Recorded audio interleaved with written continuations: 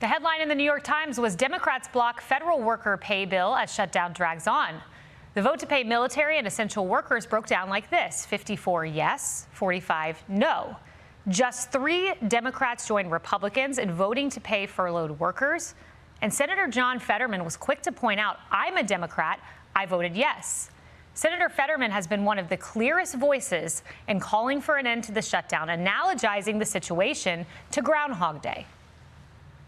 Are you surprised that vote after vote, it's just been 3 Democrats time and again who voted for this bill? Does that surprise you? Yeah, it's Groundhog Day, you know, and I'm just saying, and it's not entertaining. That's a great movie, but this is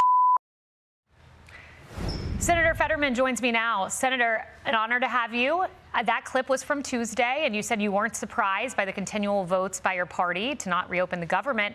But were you surprised when the vote came on Thursday to pay military, to pay furloughed workers, and you were just one of 3 Democrats saying, let's pay these essential workers?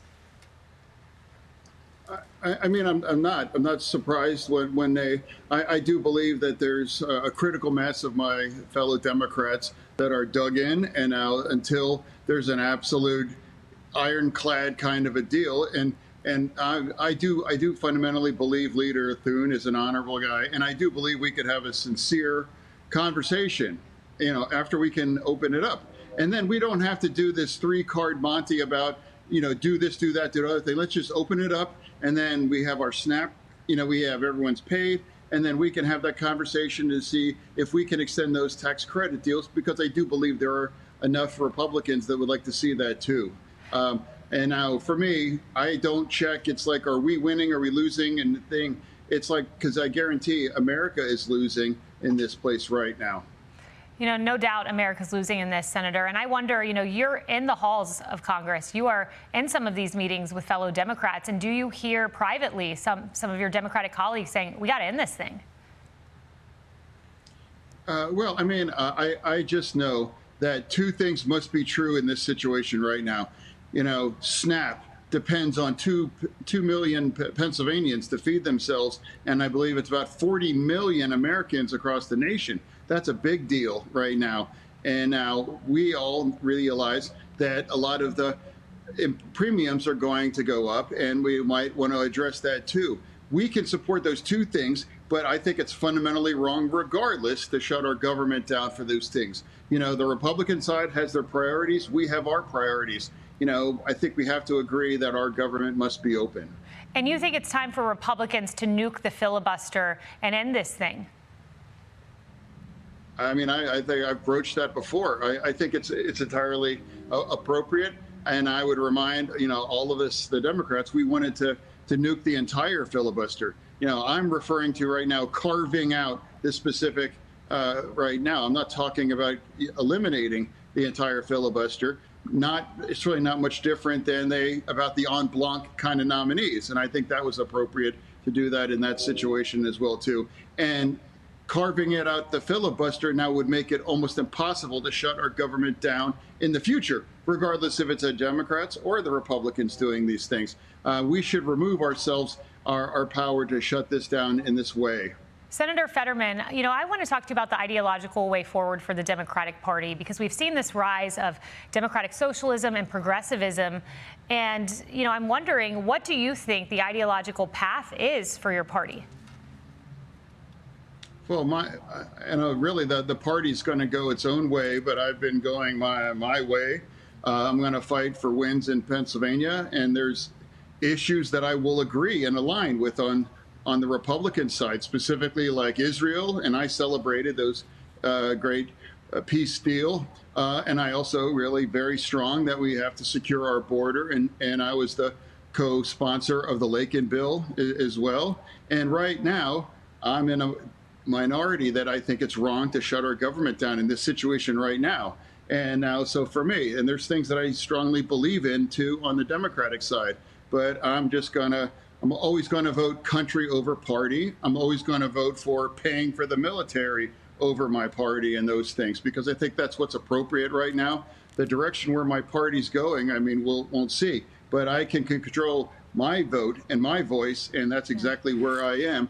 And I'm going to call balls and strikes. And it's an easy choice to pick my country over the party, especially in circumstances like this. Senator Axios had this, and it was eye-opening. Democrats have not flipped a GOP Senate seat since Fetterman did in 2022. He still is popular with Pennsylvania voters.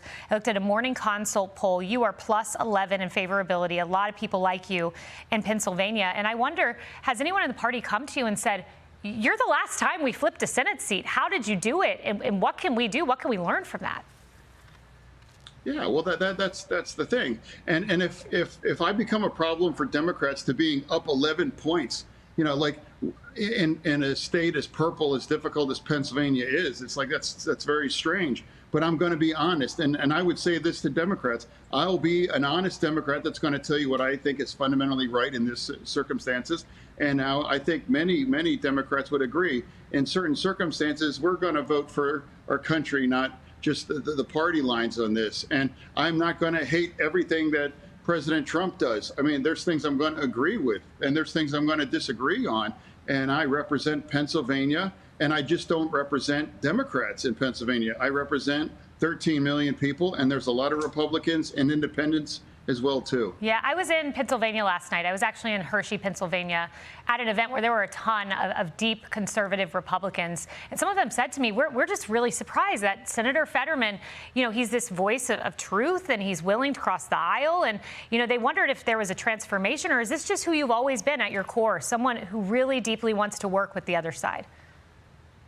No, really, honestly, nothing's changed. Honestly, I've always been very, very strong ally for Israel. And of course, 10-7 changed a lot of things for those things. I've always wanted to have a secure border. I remain very strongly pro-immigration as well, too.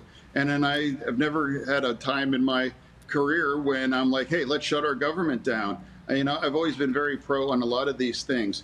I think what's maybe different now is that, there's very few Democrats that, is going to just say, hey, I'm going to follow Israel through this, or, hey, I think we really do need to address our border.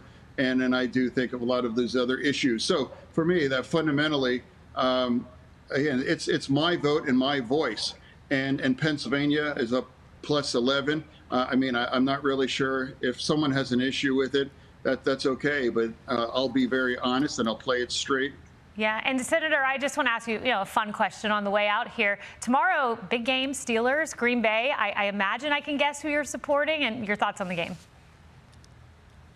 Yeah, I think the most controversial thing I could say is like I'm a secret Packer fan or whatever, and I'm absolutely not. Steelers. Oh my God.